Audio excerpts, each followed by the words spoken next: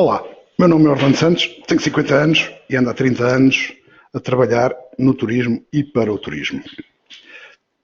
Sou e-business advisor da Modo Distinto, a empresa que está a prestar consultadoria, mas hoje estamos aqui para falar do comportamento do consumidor no turismo nos dias de hoje. É algo que se tem vindo a alterar e vou começar aqui por falar a diferença entre os travelers e os turistas. Os travelers são aqueles viajantes impulsivos e disponíveis para tudo, e quando eles misturam, gostam de se transformar num habitante local. Enquanto que o turista é alguém que gosta mais de seguir as vias tradicionais e é um turista que temem o inesperado e gostam de ter tudo muito certinho. Os travelers são um turista nómada, tanto hoje está aqui como está ali, e normalmente até tem tendência para fazer uma estadia mais curta, mas mais à frente já falaremos disto. Os hotéis vivem inseridos dentro de uma comunidade e, como tal, devem estar bem informados e saber o que é que os clientes procuram. Quanto mais, aliás, um dos princípios de marketing, quanto mais eu souber sobre os meus clientes ou sobre o mercado, mais facilmente poderei atrair clientes. Há uma tendência que começou a surgir nos últimos anos, que é os blazers. São clientes que vêm por fins profissionais, normalmente para uma viagem de negócios ou para um congresso, e depois ficam mais uns dias em que recebem o acompanhante ou não, mas ficam mais uns dias para conhecerem o destino. Hoje em dia a tecnologia tem que estar centrada no hóspede, ou no potencial hóspede. Portanto, nós precisamos descobrir o que é que o mercado anda à procura, o que é que as pessoas procuram, para lhes conseguirmos tentar vender o nosso produto. Há uma tendência nova, os silver art turistas, que cada vez mais são pessoas que andam à procura de experiências, têm um nível de vida, depois já têm uma classe média alta, e são comunidades novas que estão a surgir, quer na Índia, quer na China e nos Estados Unidos. Calcula-se que andarão a cerca de uns quantos milhões dispostos a. Já os turistas com perfil denominado geração Y ou millennials devem vir a representar 50% dos viajantes até 2025, e temos agora a nova geração Z ou IGEN, que são aqueles que nasceram na última década do século passado, primeira década deste ano.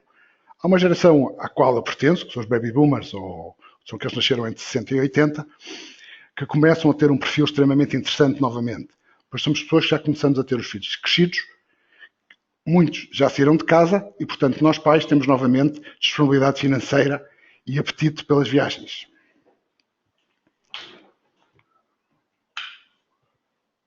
A classe média prevê-se que atinja 3,2 milhões em 2020 e cada vez as pessoas gostam mais de viajar. Viajar deixou de ser um luxo, passou a ser uma necessidade, exatamente como temos de nos alimentar, de nos vestir, de comprar algumas roupas de marca ou não. Cada vez mais as pessoas têm necessidade de viajar. E isso passou a ser a parte boa para nós, alojamento, e para nós, turismo, enquanto Portugal. Há uma série de fatores que podem criar instabilidade na região. Turismo, segurança, que são algo que afetam. Vejam o que aconteceu com a Primavera Árabe no norte da Europa, vejam a situação que a Turquia, por outro lado, está a passar. Reparem no que aconteceu com a Grécia, que apesar de não ter problemas de terrorismo, como teve convulsões motivadas pela Troika, que é algo que as pessoas se afastaram um bocado desses seus turismos. Por outro lado, cada vez mais o turista procura a sustentabilidade, e o destino tem que ser sustentável. Cada vez mais as pessoas procuram ir para um destino em que as coisas estão, a natureza está preservada, os monumentos estão preservados e as próprias unidades. Há um cuidado muito especial que os clientes começam a ter se a unidade para onde vão ficar alojados é sustentável. Portanto, será um espaço green. O perfil sociodemográfico da procura. O turista rural, mais centralizado no nosso caso, o rural, ou o turismo no espaço rural, tem entre 35 e 55 anos hoje em dia. A estadia média, como podem ver pelos vossos gráficos de ocupação nas vossas unidades, andará à volta dos 2-3 dias. quanto muito mais um dia, e estamos a falar de média. É normal que haja clientes que só fiquem uma noite, é normal que haja clientes que fiquem 6, mas a média anual no turismo rural anda à volta dos 2, 3 dias. Como é que nós dividimos o tipo de turista? Temos o turista rural passivo, que é aquele turista standard, e que anda a procurar 30%, o upscale, que procura alojamentos melhores, que é um turismo que gosta só de ficar alojado, ter uma experiência, mas que não se envolve, não participa em atividades, que é um turista que gosta muito mais de ir à procura do acolhimento cozy, do turismo rural ou do turismo no espaço rural. E enquanto, por outro lado, temos o turista rural ativo, que é aquele, o explorador, que é o que gosta de fazer caminhadas, trekking, passeios de BTT. Por outro lado, temos os agroturistas, que são aqueles que gostam de participar nas atividades que existem dentro das quintas, quer seja nas vindimas, quer seja desde o mugir do leite para o pequeno almoço, aquele que procura atividades de ir plantar algo, de ir apanhar fruta, de participar na ceifa dos cereais, etc. Por outro lado, depois temos os recursos atrativos e turísticos. Porque se repararem, as pessoas, muito pouco das unidades são um hotel destino ou um turismo destino. As pessoas muitas vezes deslocam-se pelo algo que existe onde a unidade de alojamento está envolvida. Poderemos ter a falar do histórico artístico, os monumentos, os palácios. Por exemplo, no caso do Alentejo, Monsaraz é algo que atrai muitas pessoas para visitar. Não quer dizer que todas as pessoas fiquem alojadas em Monsaraz, mas é algo que quem está nas redondezas irá fazer. As manifestações culturais, quer sejam elas folclore, as feiras, as músicas, os costumes, as tradições. Vou-vos dar um exemplo. A Festa da Flor em Campo Maior é algo que atrai sempre multidões todos os anos. E depois temos os recursos naturais. As praias, os climas, os rios, as trilhas, os percursos, a flora.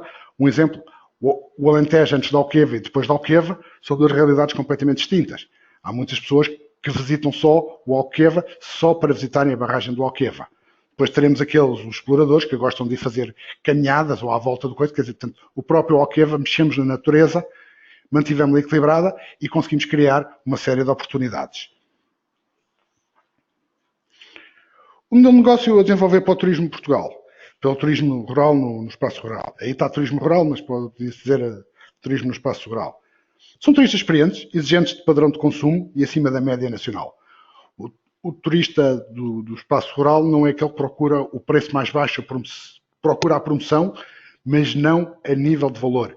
Não quer dizer que não procure bons preços, mas não está tão preocupado se custa 10 ou 15 euros ou 20. Está muito mais preocupado, sim, com a boa oportunidade de negócio, mas quer um produto de mais qualidade.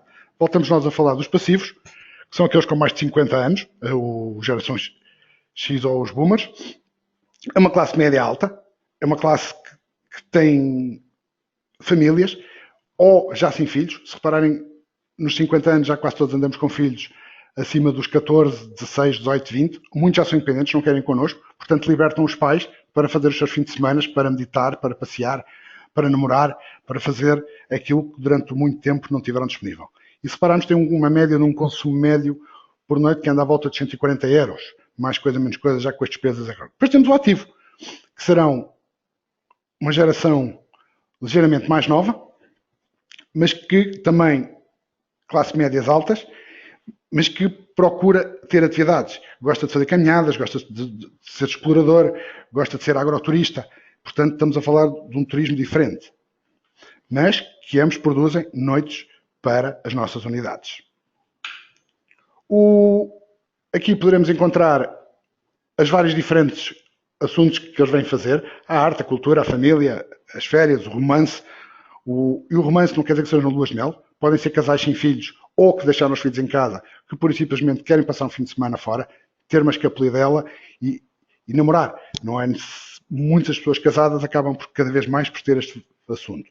O turismo religioso não é só visitar igrejas, não é só as peregrinações a Fátima. Por exemplo, estou-me a lembrar, o nosso Presidente da República foi inaugurar os Caminhos de Santiago a partir de Évora. É natural que a região passe a ter mais pessoas que vão tentar descobrir, e não quer dizer que sejam totalmente peregrinos ou caminhantes. Portanto, abriu-se uma nova rota, porque já tínhamos a Rota de Santiago, mais na costa, agora temos a rota interior que começa em Évora. E depois temos o turismo de natureza. O Dark Sky do Alqueva é algo que vai transformar também mais um tipo de pequeno nicho de negócio. O turismo náutico, que era algo que não existia quase no Alentejo, com a abertura da barragem do Alqueva, vem um bocado fazer concorrência à de Montargil. Ou tornam-se dois destinos e puxam um pelo outro e ambos permitem ter algum crescimento. O comportamento dos turistas hoje, o hábito da reserva no turismo rural, a internet é hoje em dia a principal fonte de busca. Há mercados que ainda trabalham bem, como explicarei mais à frente, por catálogos. A outra, muitas vezes neste tipo de atividade, a recomendação da família, dos amigos, o famoso FNF, Friends and Family, é algo extremamente importante. O boca a boca cada vez mais funciona nesta atividade. Os guias de viagem, que sejam da Lonely Planet, os guias Michelin, online ou não, as publicações, podemos estar a falar dos artigos que saem nos jornais, que aparecem nas revistas da especialidade, as redes sociais, cada vez mais importante. O Facebook, o Instagram, o LinkedIn, tudo são pontos de informação que as pessoas recolhem. Os clubes e as associações. Podemos estar a falar do clube dos observadores de pássaros, podemos estar a falar da associação de uma classe ou de um próprio clube, pode, por exemplo, gosto de dar este exemplo, o próprio ACP, o Automóvel Clube Portugal, com a sua revista, que todos os meses lança um novo destino, lança informação sobre algo, é algo que as pessoas observem e vão buscar informação. Os clientes procuram, quem procura turismo no espaço rural, quer sempre uma quebra de rotina, um escape à vida cotidiana. As pessoas precisam de se isolar, precisam de arejar, precisam de espairecer, muitas vezes até precisam de fazer um pequeno retiro. E há ótimos quadros superiores das empresas que cada vez mais se retiram 1 ou 2 dias sozinhos, longe da empresa, longe da família, telemóveis desligados, para refletirem e interiorizarem a vida que levam hoje em dia. Se repararem, o tempo médio que calculamos nós, 42% anda nas estadias entre 1% e 3%, 32% 4 a 7% e 26% de 8 a 14%. A estadia no turismo rural não é muito grande. Existem alguns fenómenos curiosos, principalmente vindos do norte da Europa, de pessoas que vêm de bicicleta, por exemplo, ou alugam cá a bicicleta e estão uma noite numa unidade, 2 noites noutra e vão dando a volta ao Alentejo, ou pela costa ou pelo interior, para passear pelo Alentejo. São pessoas que fazem uma estadia de uma semana no nosso destino, mas em cada uma das unidades nunca ficam tantas noites. Isto estatisticamente. Portugal está dividido nas regiões, ainda temos os Açores continentais e as regiões e a Madeira. Eu gosto de dizer que Portugal é um bocadinho a Disneylândia, porque estamos a falar de 800 km de comprimento, por 200 de largura, e em que o Minho não tem nada a ver com a Beira Alta, o Alentejo Litoral não tem nada a ver com o Alentejo Interior. Se formos para o Algarve, já é outra realidade. Se falarmos nas beiras, teremos outra realidade. Portanto, rapidamente o turista passeia pelo nosso país e encontra sempre atividades diferentes. Começa-se a notar muito o turista que veio a Portugal que repete o destino. Veio a primeira vez a Lisboa ou ao Algarve, depois já esteve no Porto e agora começa a entrar pelo país dentro, pelo interior e a procura de coisas novas. O que é que o cliente faz? Reconhece que tem um problema, de uma necessidade, que está à procura de algo, de um fim de semana, o que for, vai à procura de informação, pode ir aos catálogos, à internet, ao clube, às redes sociais, porque viu o amigo que teve no fim de semana anterior, avalia as alternativas e toma a sua decisão de compra ou escolha de produto ou serviço. E nós temos que preocupar depois com o pós-compra deste cliente, porque este cliente, se viu, por exemplo, a informação no Facebook, através de alguém, quando voltar, terá a tendência para publicar uma fotografia, para fazer um comentário, para explicar aos amigos aonde esteve, cada vez mais a fotografia, e então se repararmos nas gerações mais novas, eles estão constantemente no Instagram, sempre a publicar informação, sempre a publicar alternativas e a criar-nos conteúdos. O que é que todos nós andamos à procura? Eu gosto muito deste quadro, porque temos ali na posição 6 as experiências, é o telhado, e tudo na vida hoje em dia nós estamos dispostos a pagar algo para ter uma experiência. Experiência essa que se resume entre os recursos e atrativos turísticos, os serviços de alojamento, a própria da restauração, os serviços de transporte e as atividades. Como falámos há bocadinho, se calhar se estivermos a falar de uns turistas mais passivos, eles não quererão as atividades, mas necessitam sempre dos recursos atrativos turísticos, dos serviços de restauração e dos serviços de transporte, que podem ser próprios ou, no caso do cliente estrangeiro, que acaba por alugar carro, vem de avião, ou vai de autocarro, ou vai de comboio, procura alternativas, inclusivamente aqueles que andam de bicicleta ou alguns até a pé.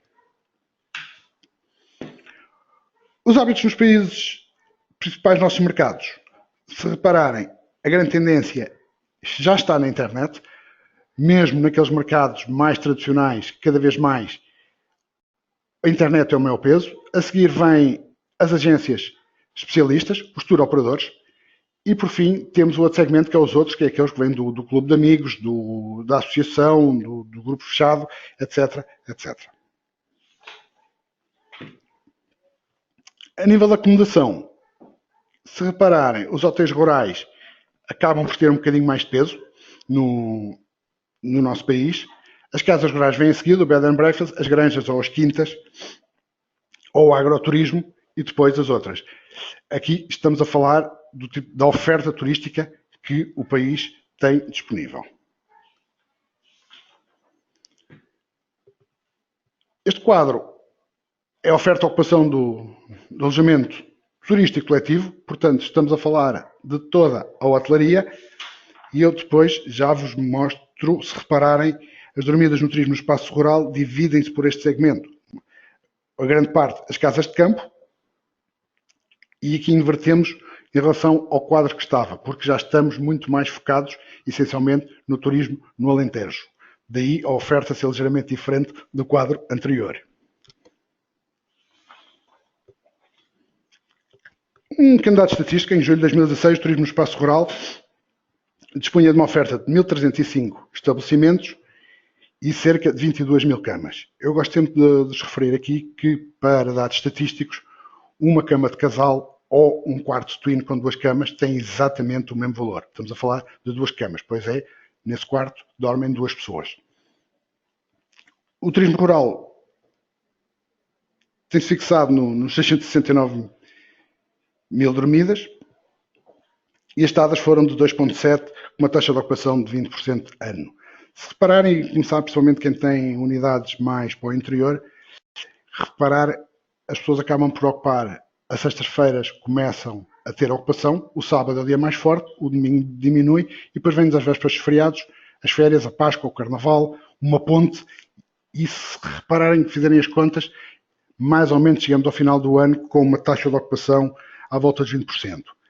O máximo, normalmente, há muitas unidades que conseguem bem trabalhadas chegar à volta dos 30, 35, mas nunca anda muito longe disto. Os nossos principais mercados externos, ou seja, os nossos fornecedores, grandes fornecedores de clientes, temos a Alemanha, a França, a Espanha, a Holanda e Reino Unido, que representam cerca de 69% do total das dormidas no nosso país.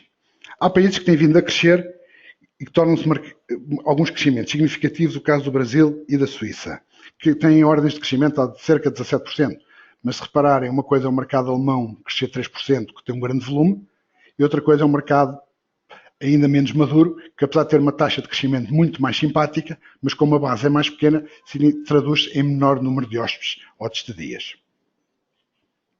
O turismo de habitação representa, em 2016, 2,5% das dormidas, e tem à volta de 2,4% de ocupação.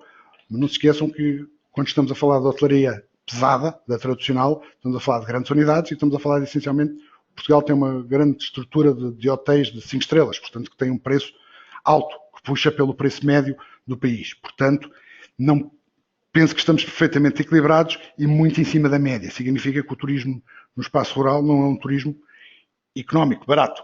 Não, é um turismo de qualidade e que fornece aos clientes outro tipo de experiências que a hotelaria tradicional não consegue produzir. Aqui tem um quadro com os nossos principais fornecedores, tendências, a Espanha, a França, já todos conhecemos.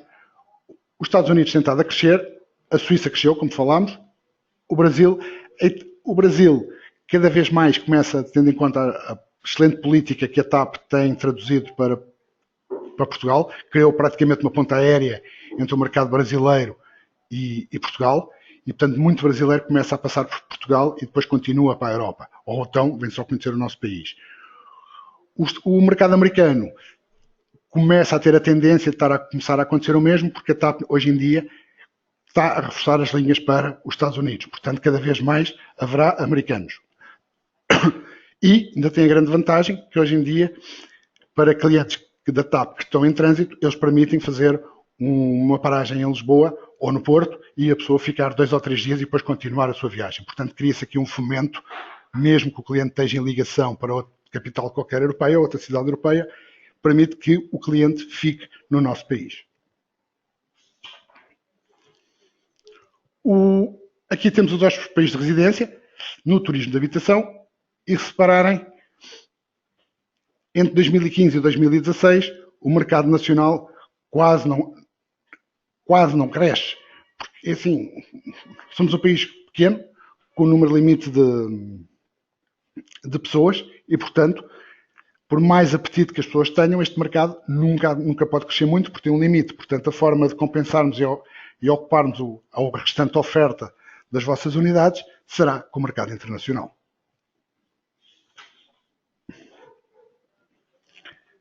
Aqui temos o número de estabelecimentos pelos NUTs, em que o Alentejo tem cerca de 268 e o número de camas tem 6.000, quase 500 camas. Tem vindo a crescer. Se repararem, há uma pequena decréscimo do número de unidades no Alentejo, sem significado, porque houve muitas pessoas também que apostaram neste negócio e, como estamos a sair da crise, houve pessoas que o abandonaram também, e ou aproveitaram a casa depois de fazer as obras para a sua família e retiraram-na da atividade. A nível de quartos ou de camas, estamos a crescer. Aqui estamos perante o compromisso da hotelaria total, tudo o que é alojamento, as tendências que se procuram até 2020, e se repararem vamos continuar a ter algum crescimento. Os residentes em Portugal, como é óbvio, mantêm-se mais ou menos mais estáveis, porque não há muita margem de crescer. Agora o mercado internacional vai crescendo mais. Neste momento, eu apanhei, para ter uma ideia, um estudo da semana passada, que se calcula que, por causa de ainda não termos resolvido o problema do aeroporto de Lisboa, só a cidade de Lisboa ou o aeroporto de Lisboa está a perder cerca de 2 milhões de turistas por ano. Portanto, é algo que, com a entrada do futuro aeroporto, esperemos que seja rápida, vai-nos começar a trazer mais fluxo de turistas. Temos o aeroporto de Beja, que infelizmente não funciona, seria um potencial para o Alentejo, para já estaria aí, mas foi algo que não se conseguiu pôr nas rotas turísticas. O alojamento local, se repararem, a tendência está muito mais nas áreas costeiras, é muito mais pequeno, e nas áreas não costeiras. Mas, em compensação, apesar de termos menos alojamento nas áreas costeiras, os seus proveitos de aposento são mais altos. E isto deve-se, essencialmente, àquelas unidades que estão próximas das praias e que permitem fazer a época alta, o julho, o agosto, um bocadinho do setembro e os bons períodos de praia.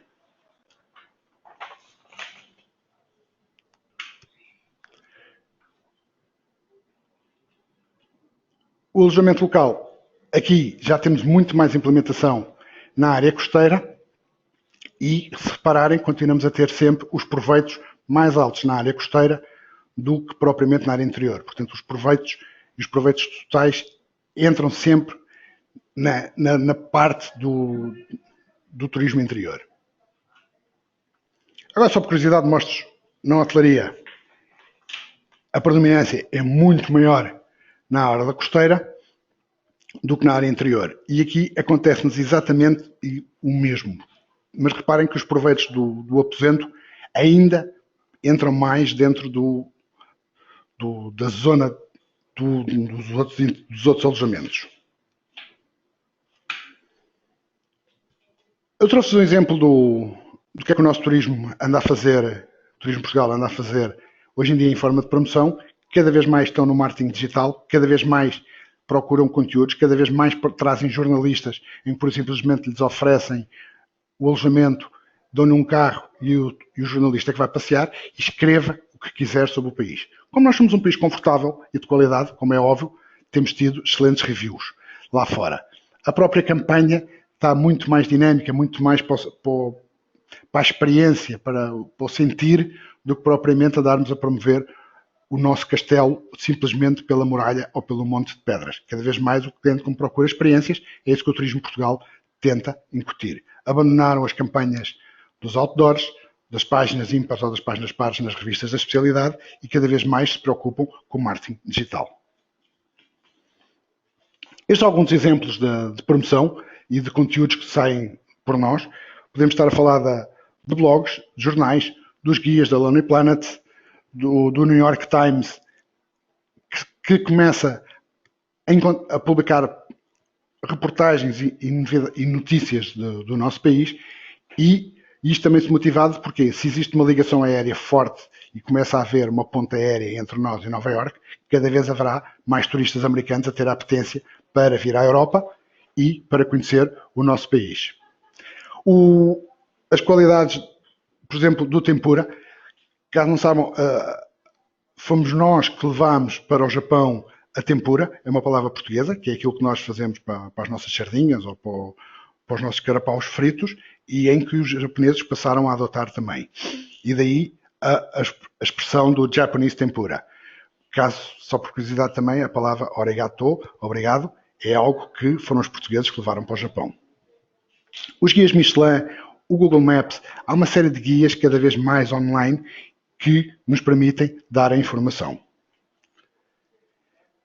Este é algo que podemos todos usar na assinatura dos nossos e-mails, principalmente que mandamos para internacionalmente. Em Portugal foi considerado o melhor destino do mundo, em 2017. É algo que podemos incluir na nossa assinatura, é algo que dá-nos alguma credibilidade. Tudo aquilo que são eventos que nos dão credibilidade trazem-nos vantagem. Por exemplo, o Eurofestival é algo que me trouxe mais uma vez não sei quantos países a Portugal, não sei quantos jornalistas, alguns só ficaram em Lisboa, outros passearam pelo país, visitaram regiões autónomas, inclusivamente. Sei que todas as músicas serão apresentadas por um vídeo de determinadas regiões, portanto é algo que durante não sei quantas horas, não sei quantos milhões de pessoas vão assistir ao festival, vão ver conteúdos sobre Portugal, vão conhecer um pouco mais do nosso belo destino. Uma das coisas que eu acho importante nesta área, e quando estamos a falar de comportamento do consumidor, é algo que eu sou do tamanho daquilo que vejo. Isto é de um heterónimo do Fernando Pessoa, o Alberto Caeiro, e na realidade é que quanto mais informação eu tiver, quanto mais eu souber do que é que se passa, mais facilmente posso adequar a minha oferta aos clientes. Nem sempre é necessário ser por preço, muitas vezes é pelos ativos que temos à nossa volta, pelas experiências, por aquilo que podemos demonstrar. Eu agora vou abrir o chat das perguntas e em que... Eu tinha uma pergunta para fazer. Diga. Estou. Sim, diga. Sim, estão a ouvir? Estou. É o João Parreira. Sou. Eu tinha, acho que há uma questão aqui do tipo de turista que é do tipo de turismo. O enoturismo ficou esquecido ali na sua relação, não é? O enoturismo. Enoturismo. Turismo do vinho. O enoturismo? Temos aqui. Sim. Penso que o João está a referir ao enoturismo do cliente que anda à procura de provas de vinhos, de conhecer adegas, etc. Esse tipo de turismo que estamos a falar, correto? E há muita gente, muitos enoturismos que têm também unidades de alojamento, está a ver? Portanto, há muita procura por esse tipo de turismo, está bem? Uhum.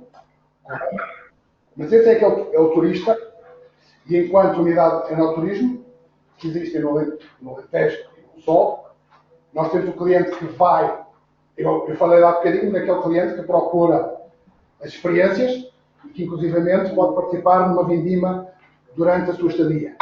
Portanto, mas aqui nós englobamos dentro do agroturismo, aquele que quer participar. Por outro lado, temos o outro, que anda à procura, o turista rural mais passivo, que fica no enoturismo, mas para experimentar os vinhos, por exemplo, que vocês produzem. Agora, há aquele turista que quer ir fazer a vindima, tanto o apanhar como fazer o próprio vinho, e um vai mais para o agroturista e o outro vai mais para o turista passivo. Não sei se consegui responder à sua pergunta. Pois. Sim, eu tinha aqui só para, também para não ocupar muito tempo, que é para dividir por todos, mas tinha relativamente à duração da estadia, nós temos vindo a ver que estrangeiros normalmente ficam pelo menos 4 dias, está a ver? E que os portugueses reagem muito bem a campanhas que nós fazemos, fique 3 noites, pronto. Mas eu gostava mesmo era que me desse um bocadinho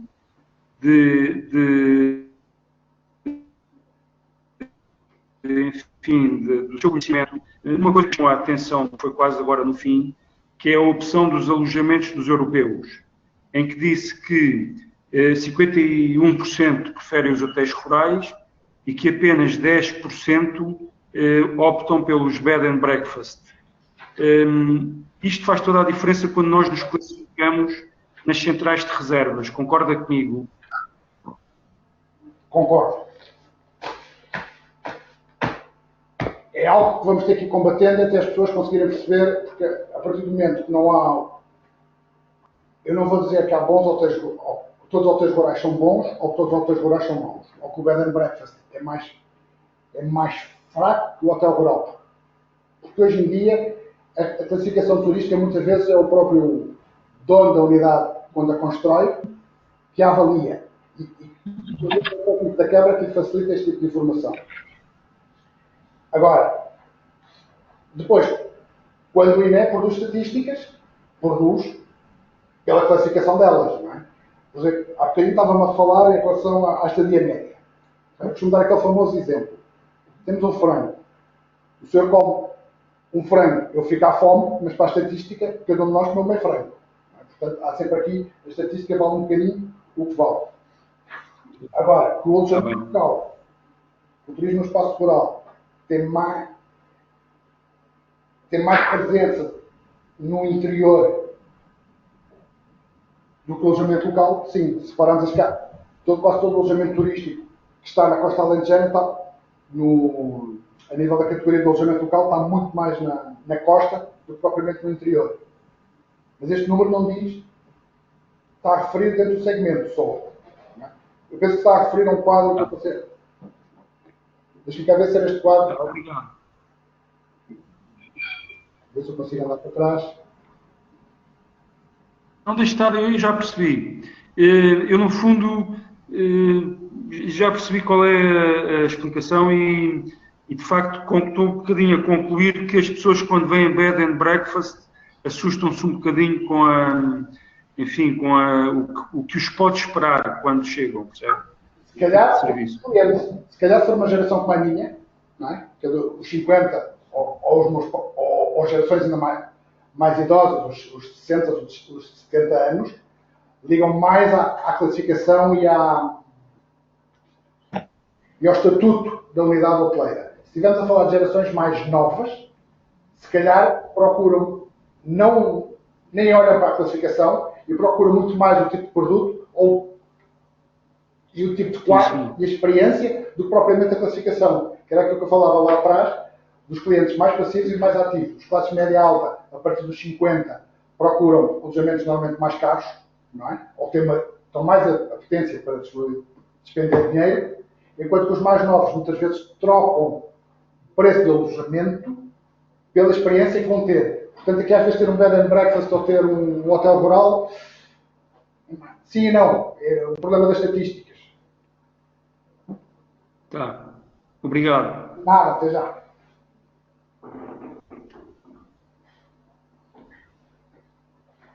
Temos mais alguém?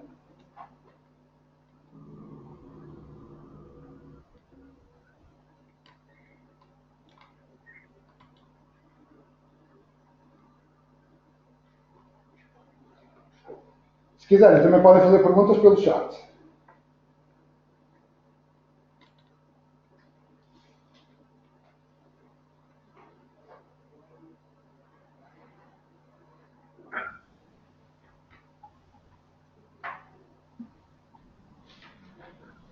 Agora, eu acredito plenamente que o Alentejo vai continuar a crescer, cada vez mais, não será só o mercado nacional. Quando há bocado alguém perguntava por causa da estadia, voltamos a acabar o problema do meio frango ou não, mas se repararem, enquanto eu, por exemplo, moro em Lisboa, se calhar posso ir ao sábado ou à sexta e sábado para o Alentejo, enquanto que o cliente holandês ou alemão, quando vem, tem mais apetência para ficar mais tempo. O que acontece um bocadinho, isso começa-se a encontrar, e apesar da estadia por unidade ser mais pequena, por unidade de alojamento, temos vários programas de vários operadores nórdicos, alemães e alguns holandeses, em que a estadia é muito curta por cada unidade, mas esse cliente fica uma semana se for preciso no Alentejo, porque faz aqueles passeios de bicicleta. Ou está 2 dias em Évora, 2 dias em Monsaraz, depois dá a volta, vai dormir ao Queva, vai e dá uma volta. Portanto, estes números às vezes baralham-se um bocadinho. Que o turista internacional tem tendência, por norma, a ficar mais, tem. A outra boa, há determinados destinos, se vocês repararem, que têm mais tendência para reservar as vossas unidades durante aquilo que nós chamamos as nossas épocas baixas, enquanto que o turista nacional tem muito mais tendência para reservar nas épocas altas, no fim de ano, no fim de semana. Quem vem de viagem, de férias no internacional, faz uma estadia um bocadinho mais prolongada e normalmente mais durante a semana. Os nossos vizinhos espanhóis, porque na prática alguns estão tão perto das vossas unidades, ou mais perto, é mais perto de Madrid, é Évora, do que se eu vier de Vieira do Castelo, ou de Bragança. E, portanto, este tipo de clientes também começa a entrar. O espanhol, porque por norma viaja bastante, principalmente naquelas pontes que eles têm sempre, por exemplo, Madrid, agora teve o 1 de maio, teve outro feriado logo acumulado, tem aqueles feriados de 8 de dezembro, que também têm tendência para viajar, viajam muito na Páscoa, e isso traz-nos sempre fluxo de turismo.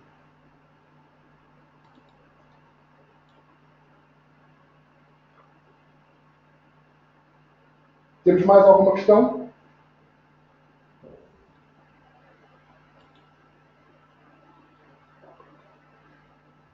Então, se não temos mais questões, vou dar por terminada a aula 2. Peço mais uma vez imensa desculpa por ontem. Espero que tenha contribuído, nem que seja, para baralhar um bocadinho os pensamentos das pessoas que me tiveram a ouvir, e ficaremos para a próxima aula com o meu colega. Muito boa tarde a todos e obrigado. Boa tarde, boa tarde. Até no próximo.